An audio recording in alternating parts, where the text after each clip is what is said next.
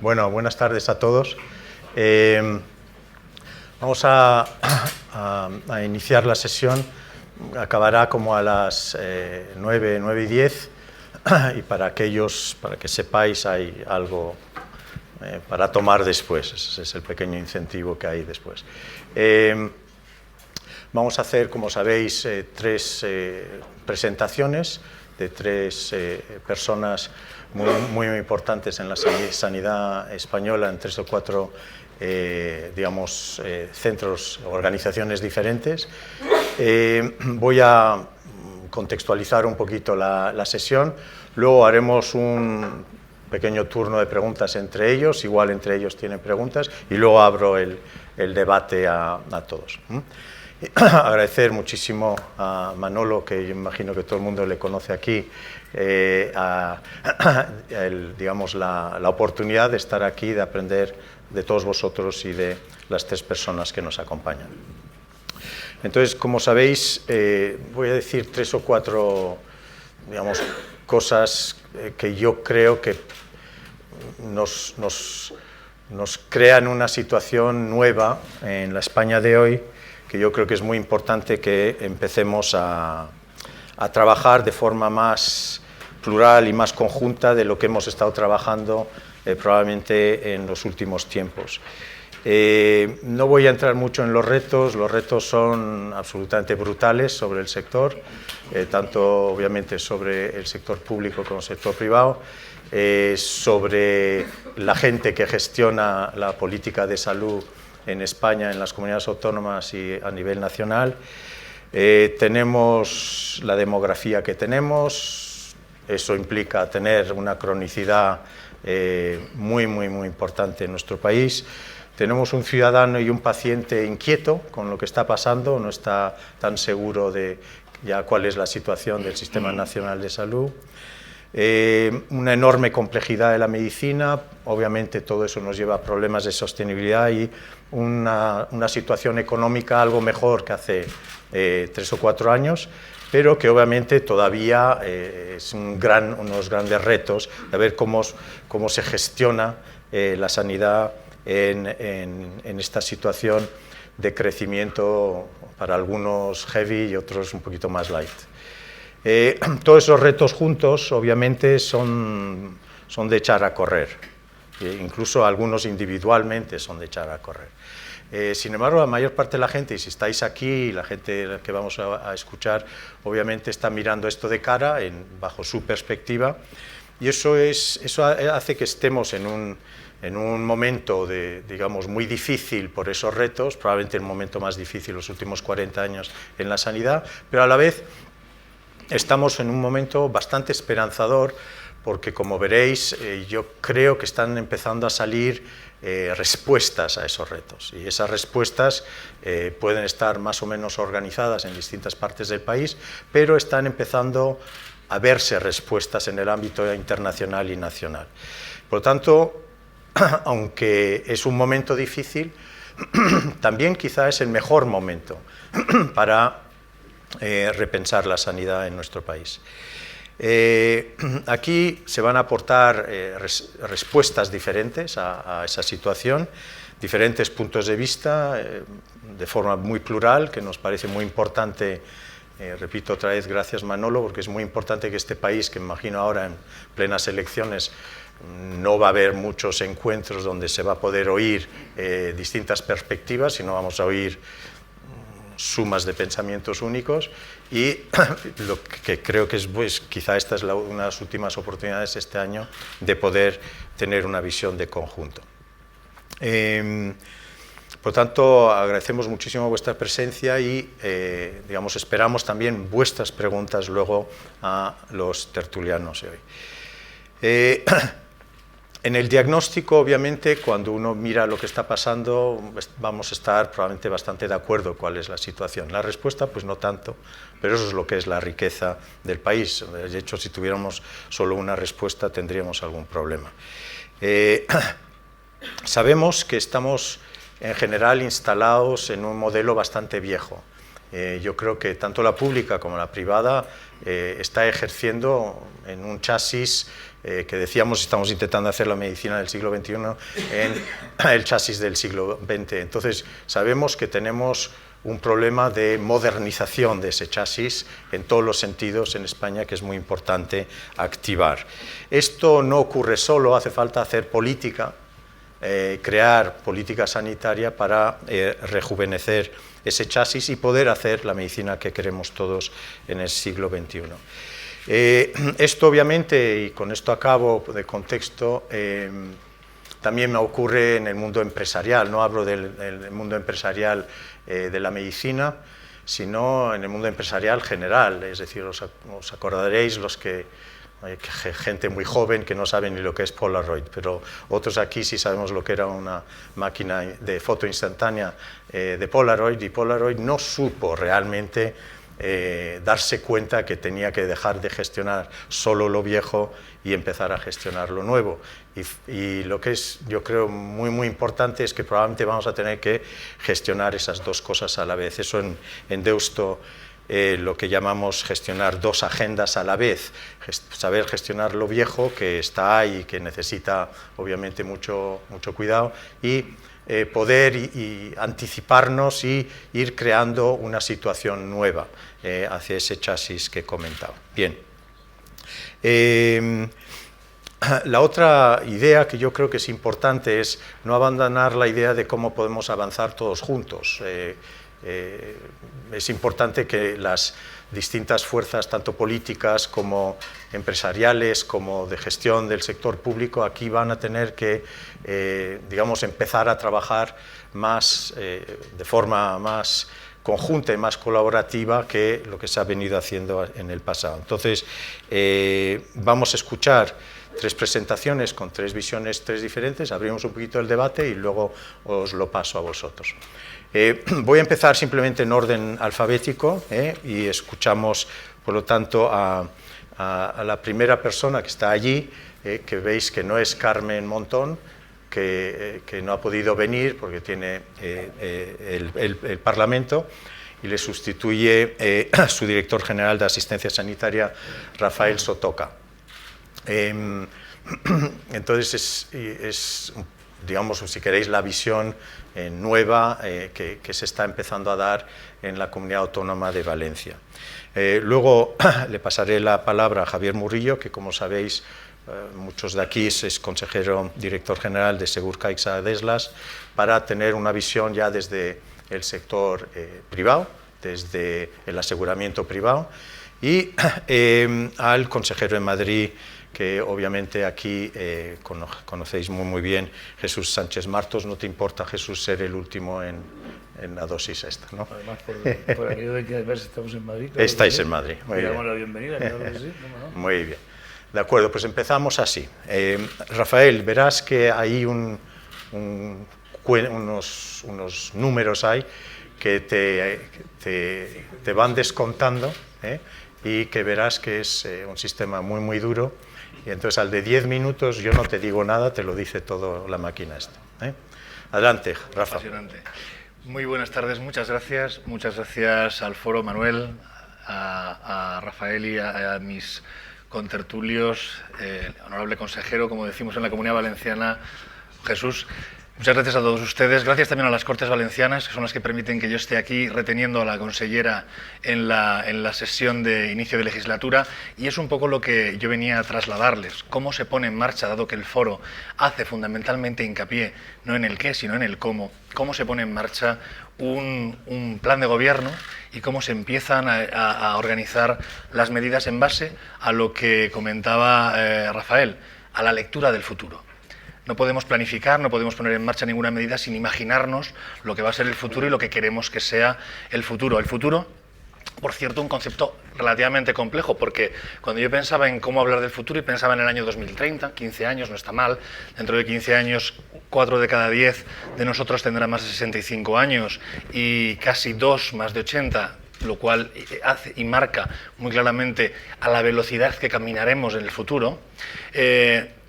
Antes de entrar, justo hablábamos del futuro, marcándolo como en cota de tiempo en marzo de 2016. Y la verdad es que la incertidumbre era bastante parecida. El escenario a corto y a largo plazo incluso parece más fácil pronosticar epidemiológica y demográficamente dónde estaremos en el 2030 si nada cambia sobre cómo y dónde estaremos en el 2016 políticamente.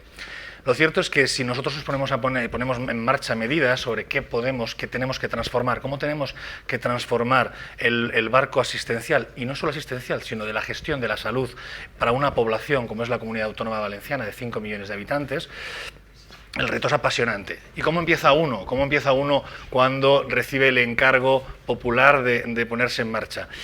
Bueno, pues les voy a decir cómo lo hicimos nosotros y cómo lo hice yo. Yo lo primero que hice fue recuperar mi experiencia personal, dado que yo vengo del futuro. Y les explico esto de por qué yo vengo del futuro. Yo he tenido la oportunidad en los últimos años de trabajar en una unidad clínica dedicada a la gestión de casos de pacientes complejos crónicos al final de su vida. Muy vinculada al soporte de la atención primaria, muy vinculada al papel de la enfermería como gestora de casos, muy vinculada a la tecnología, tecnologías muy conocidas como la telefónica y otras no tan conocidas como la telefónica a través de 3G o 4G de datos, muy vinculada a experiencias de anticipación en la cronicidad, intentando identificar cuando un paciente enfermo va a empeorar para no solamente evitar un ingreso, sino mejorar su calidad de vida. La verdad es que cuando mi equipo y yo nos pusimos en marcha con este tipo de unidades, no lo hacíamos por mejorar la calidad de vida de los pacientes. El mandato era mucho más simple. Era disminuir la estancia media de hospitales que tenían estancias medias muy largas, acortarlas y mejorar el rendimiento de los centros. Con el paso del tiempo hemos ido consiguiendo que la calidad de vida, el apoyo y soporte a los equipos de atención primaria, el empoderamiento de la enfermería y el uso de estas tecnologías nos hayan permitido resultados limitados, sobre todo en calidad de vida.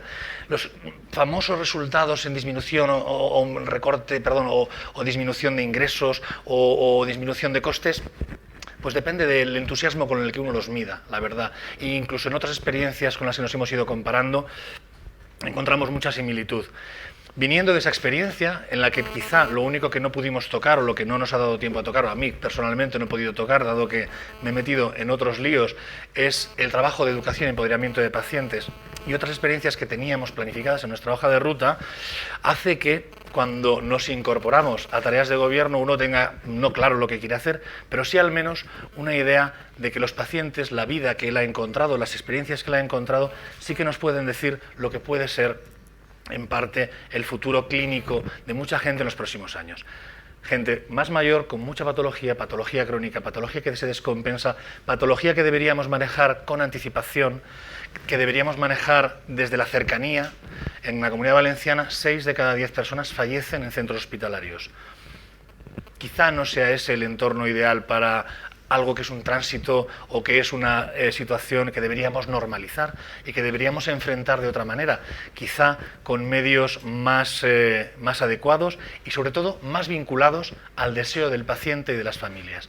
Esta es la experiencia de la que, con el equipo con el que yo trabajaba, me incorporo a un reto de gobierno. Un reto de gobierno que empieza con un programa electoral, en este caso aún mucho más divertido, con 3 programas electorales, que se funden en lo que conocen ustedes por la prensa, que es el Pacto del Botànic, un parque que alojó las negociaciones en las que los partidos que ahora soportan al gobierno valenciano acordaron una serie de principios básicos. A través de los partidos, es decir, a través del mandato de lo que está en sus programas y los pactos acordados, se inicia el desarrollo de una concreción de ese plan de gobierno. Evidentemente no es fácil, y para ustedes seguro que es fácil entender, que trasladar un programa electoral muchas veces vinculado a elementos de territorio muy concretos o a peticiones de situaciones muy concretas, es muy difícil trasladarlo a una estrategia de gobierno, ya no de 4 años, sino en la que uno plantea cambios que tienen que ir soportando nuevas formas de hacer las cosas a 10, 15 o 20 años vista.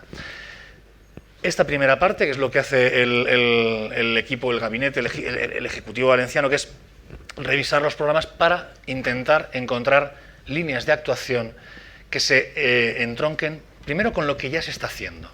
no se puede construir desde cero. Primero hay que evaluar y tener claramente identificadas los casos de éxito, los elementos que la organización tiene en desarrollo, que están funcionando perfectamente, para que haya un machimbrado entre las nuevas líneas, las líneas a potenciar, las personas que tienen que liderar esas nuevas líneas y, al mismo tiempo, los programas que están funcionando, las personas que están funcionando, que hay que reincorporar y que hay que subir al nuevo proyecto. Ese trabajo, que es el que hemos estado realizando durante estas primeras semanas de gobierno, nos ha llevado ahora a un punto en el que precisamente lo que planteamos es comunicar a la opinión pública a través de la comparecencia y las comparecencias parlamentarias un poco esta hoja de ruta. ¿Cuáles son las prioridades de un gobierno cuando se enfrenta al reto de tomar medidas como estas? Y hablamos de cronicidad, hablamos de atención primaria, hablamos de elementos que ustedes conocen perfectamente, hablamos también de elementos no solo vinculados a la asistencia sanitaria, sino también a salud en entornos que no son solamente los sanitarios. Educación vial, educación escolar, elementos de lo que llama la Organización Mundial de la Salud, salud en todas las políticas, en los que acuerdos entre diferentes partes del gobierno tienen que procurarnos obtener el objetivo que buscamos, no solamente en la Comunidad Valenciana, probablemente en todas, que es resultados en salud. No mejorar nuestros indicadores de actividad, no solo hacer las cosas mejor, más rápido y por menos dinero, sino que esas cosas que hacemos, todos esos indicadores que hasta ahora nos han traído de cabeza, como antes hablábamos, la estancia media, realmente repercutan en la salud de la ciudadanía. Ese es el objetivo, eso es lo que tenemos que, o al menos eso es lo que procuramos o pretendemos mantener como indicador final. Lo que deseamos, en otros términos quizá más de la empresa, comprar resultados en salud. Eso es lo que entendemos que es el objetivo que tenemos que plantear.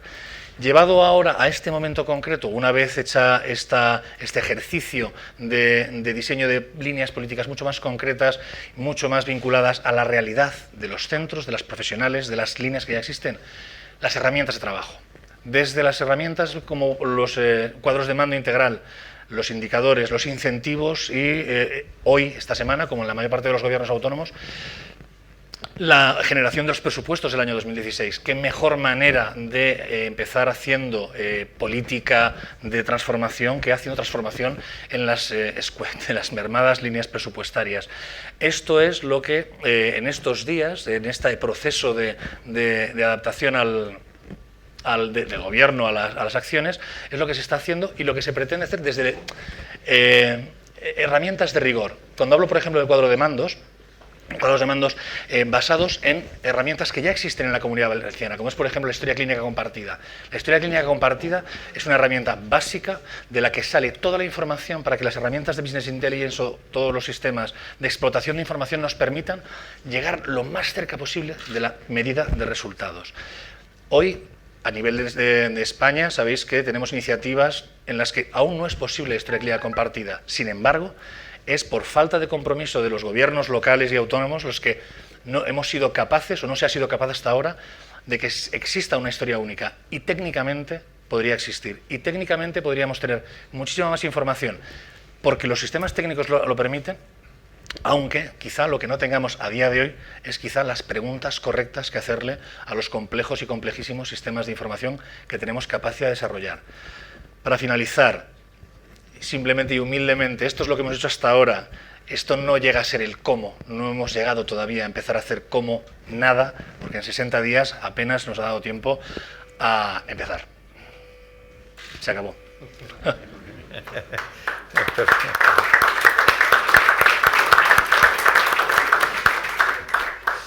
Muchas gracias, Rafael Sotoca. Vamos a escuchar las tres presentaciones seguidas, si os parece, y luego abrimos el debate. Javier, por favor, Murillo, si puedes, también ves, ya te han puesto los 10 minutos y verás que pasa muy, muy rápido. No sé cuál es el reto mayor, si el sistema sanitario o resumir lo que uno quiere decir en 10 minutos.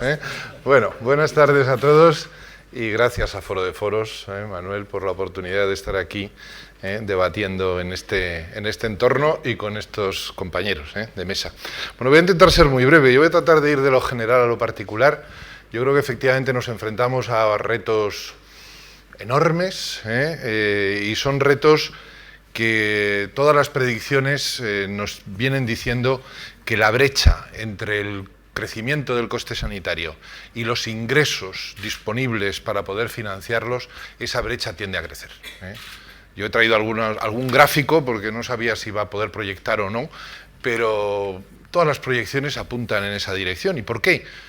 Pues sencillamente porque los costes sanitarios tienden estructuralmente a crecer, por un lado porque la demanda se incrementa, y por otro lado porque el coste unitario de los servicios sanitarios también tiene tendencia a crecer. Por lo tanto, yo como soy asegurador, pues aquello de la frecuencia por el coste, ¿no?, que es una manera de medir la evolución de las cosas, pues la demanda crece, ya lo sabemos, ¿no? La esperanza de vida crece, las enfermedades ahora se cronifican, la población cambia de estructura, y tenemos poblaciones mucho más envejecidas, la sanidad se usa más, y si crece el consumo sanitario precisamente con la riqueza, con el incremento de la riqueza y con el incremento de la calidad de vida, pues hay más demanda sanitaria.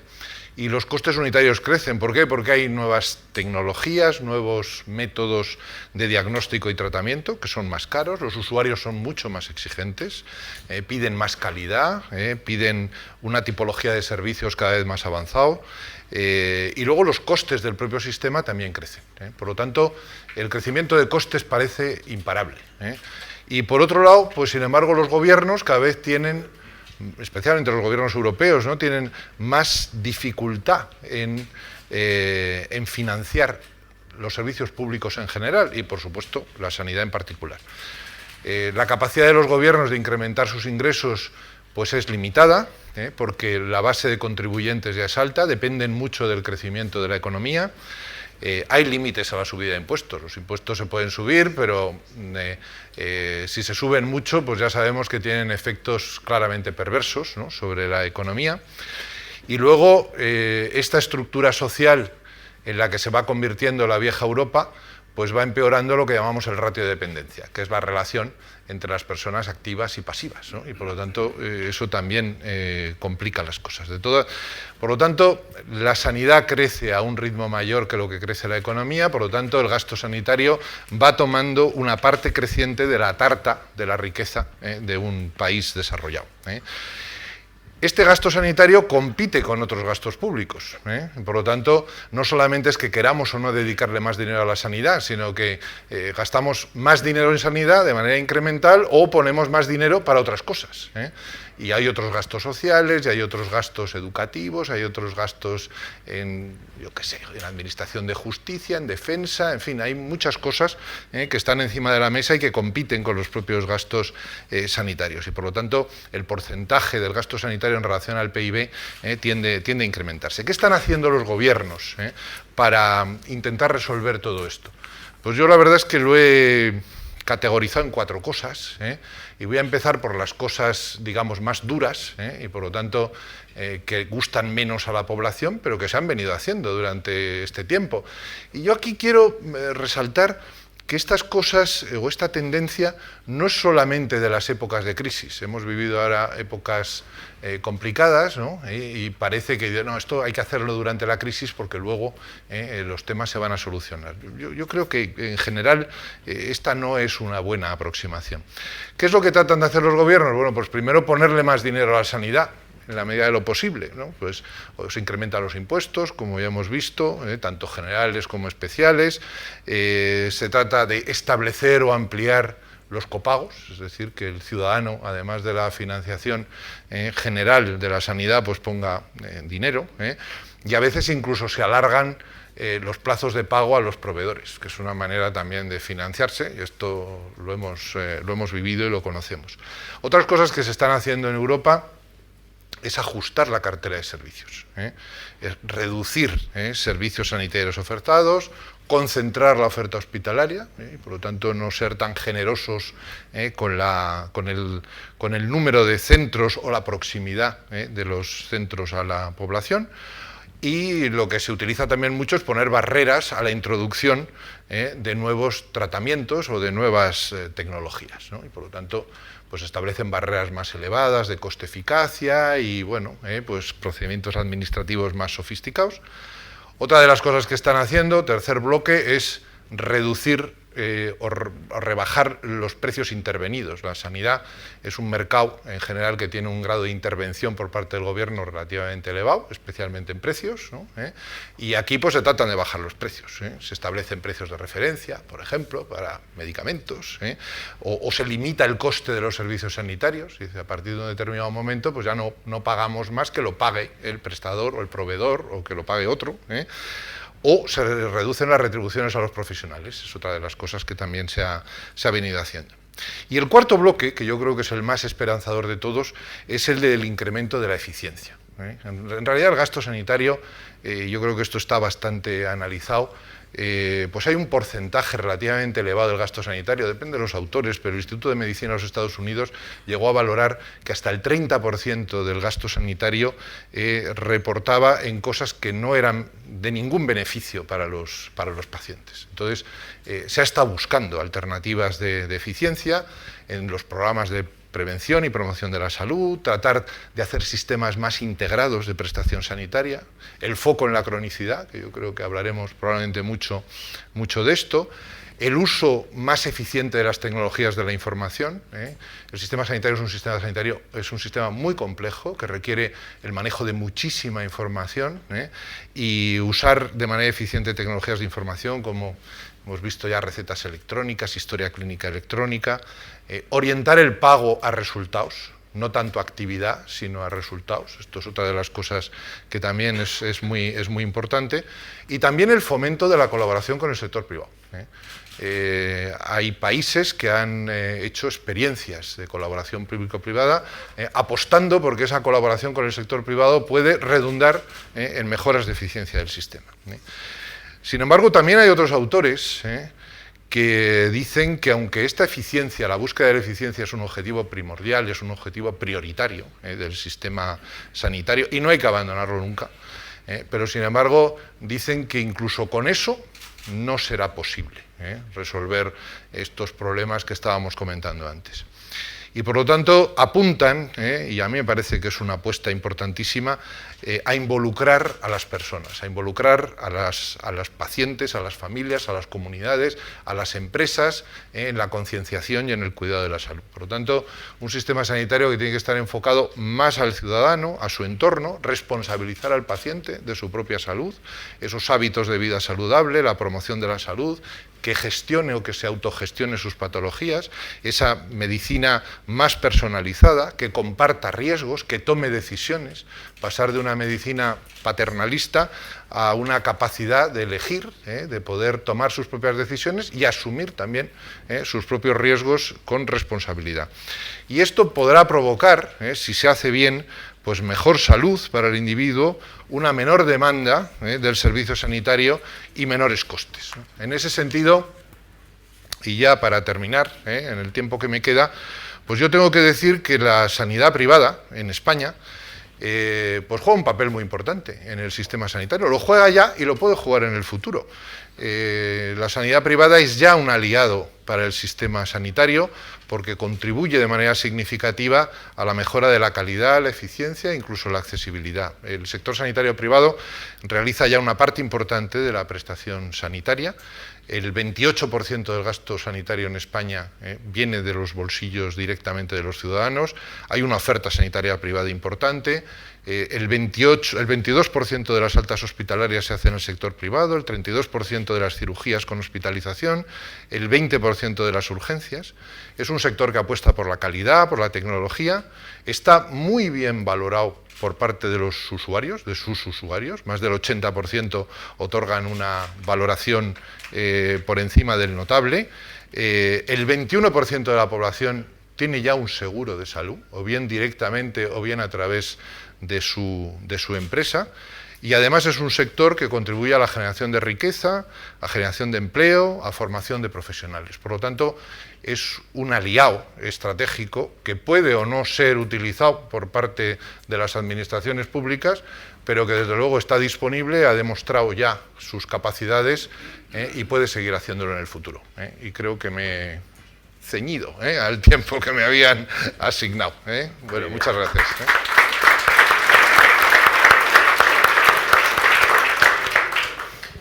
Ya has mirado más hacia allí que a tus notas. Así es, está bien. Esto es respeto total. Ocurre en la televisión también. Jesús, por favor. Bueno, muchísimas gracias. Buenas tardes a todos. Esto es peor que la tele, ¿eh? Habéis empezado a contar y todavía no he saludado. No habéis hecho lo mismo que con él, ¿eh? Me habéis quitado ahí unos segundos. No digo que es peor que la tele porque la tele tenía el pinganillo y me avisaban de que daba poco tiempo. Y aquí, como bien dice, has estado más pendiente de ahí, igual que yo, estaré pendiente del tiempo. En fin, rápido porque se nos va el tiempo. Querido Rafa, muchísimas gracias. Es un placer estar con Diego, con Rafa y con Manuel. Enhorabuena, tienes una sala llena y además de prestigiosos profesionales que entienden de la gestión, de la sanidad, y eso da gusto, ¿no? Bueno, yo, después de haberlo oído, tengo un poquito que decir.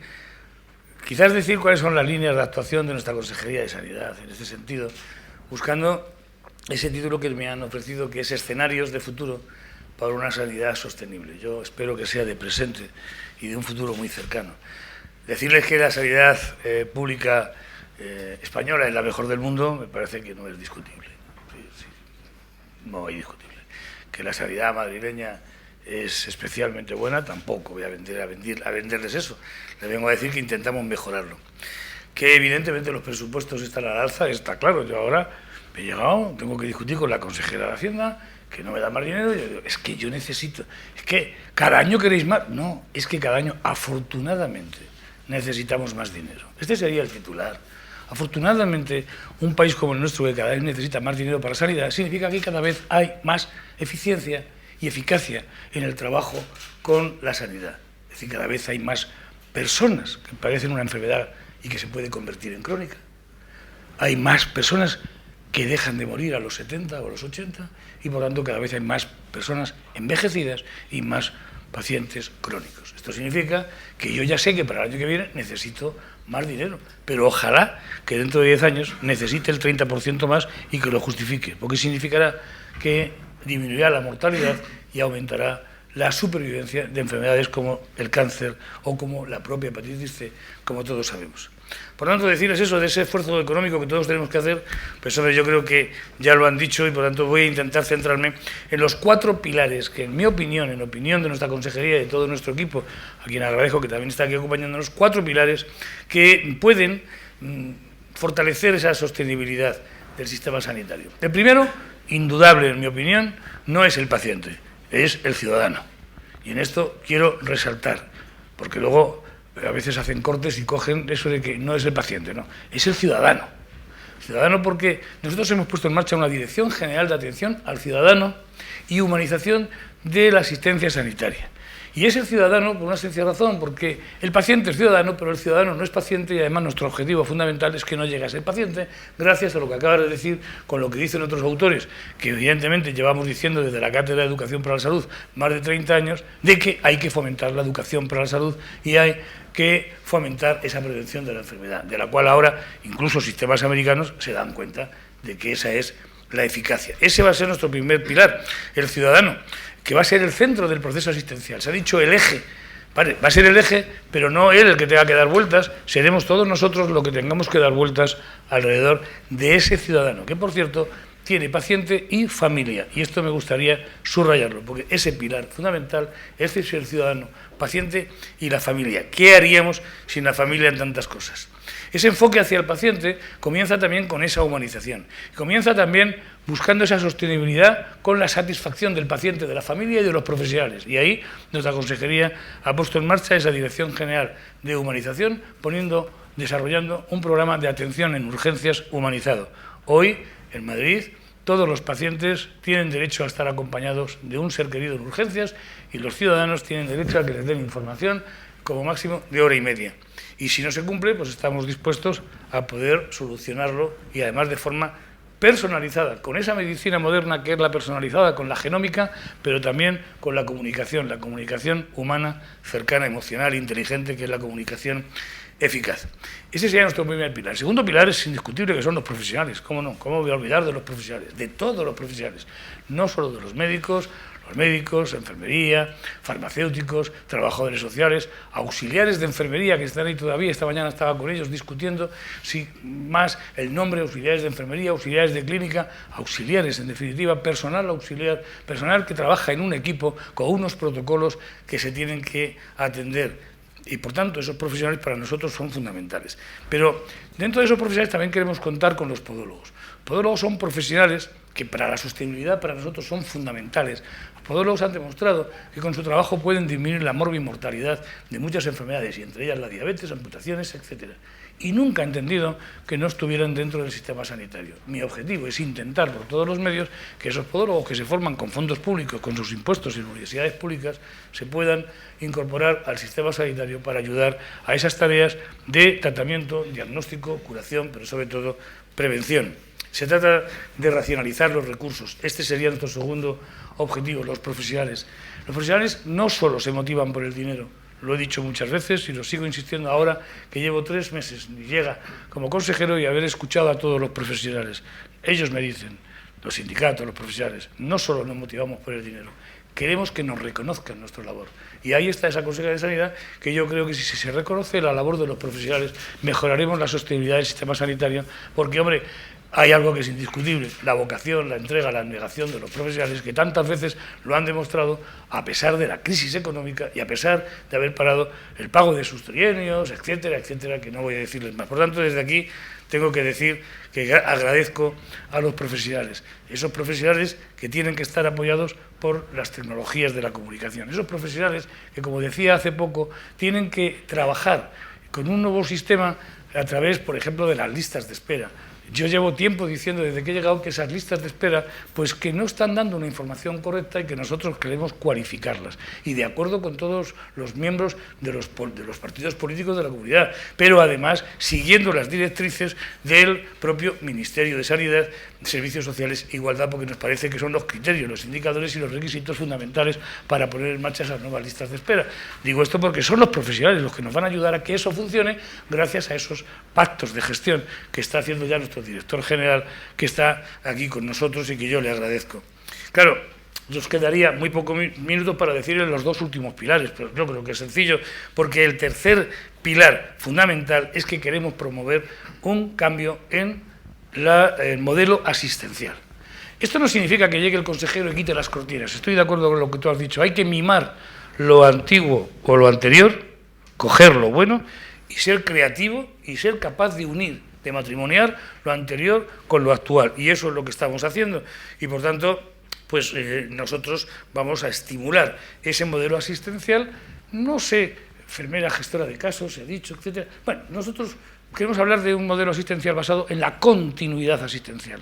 Queremos fomentar la atención primaria de forma impresionante. Queremos, por supuesto, que reforzar el hospital, pero reforzando de una forma especial la atención primaria, porque creemos en la promoción, en la educación para la salud, creemos en la atención domiciliaria, creemos en la hospitalización a domicilio, creemos que la persona mayor, otra cosa es que no lo hayamos vendido bien y quizás yo soy el culpable, cuando se le da el alta del hospital no podemos pensar que se da el alta a una persona mayor porque cuanto antes se vaya de alta. No, se va de alta y hay que explicárselo bien a los ciudadanos por un tema de enfermedades nosocomiales y sobre todo por un tema de confort y de que la persona mayor donde mejor está es en su domicilio, en su sofá, viendo su película del oeste y con alguien que la acompañe y que no esté solo y compartiendo su televisión, porque aunque haya televisión en los hospitales, yo siempre he pensado que cómo puede haber una televisión con un mando y 2 personas, cómo se pueden poner de acuerdo.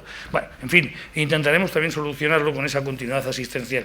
Y permítanme que les deje para el último lugar, yo creo que el pilar importante, el pilar más, el que yo quiero darle más importancia y que mi presidenta, nuestra presidenta Cristina Cifuentes, ya insistió en su programa electoral. Queremos llegar a un pacto de Estado. Queremos llegar a un pacto de Estado total, pero tenemos que empezar por un pacto de la sanidad en la Comunidad de Madrid. Pues sí, al principio de mis declaraciones cometí el error de hablar de pacto de Estado y ya me sale otra vez. Porque es mi ilusión que hubiera un pacto de Estado por la sanidad en todo el territorio nacional y además con el consenso del Consejo Interterritorial de la Sanidad. Pero vamos a empezar humildemente, con humildad, para intentar conseguir un pacto por la sanidad en la Comunidad de Madrid. Un pacto por la sanidad en la Comunidad de Madrid en la que estén los profesionales, los sindicatos, los partidos políticos, bueno, los ciudadanos, los pacientes y, por supuesto, que las universidades. Y decirles que yo me encuentro muy satisfecho después de haberme reunido ayer con todos los pacientes afectados por la enfermedad de hepatitis C, porque hemos creado un nuevo grupo, un grupo mixto en el que están los técnicos, los profesionales, la consejería, los pacientes y la familia. Y yo creo que uno de los modelos para garantizar la sostenibilidad es empoderar al paciente. Y si no, se lo preguntamos a don Manuel, porque mientras que estábamos hablando estaba con su oxígeno y midiendo él con su pulsioxímetro la cantidad de oxígeno que tiene. Cuando yo terminé la carrera, eso era impensable. Muchísimas gracias a todos.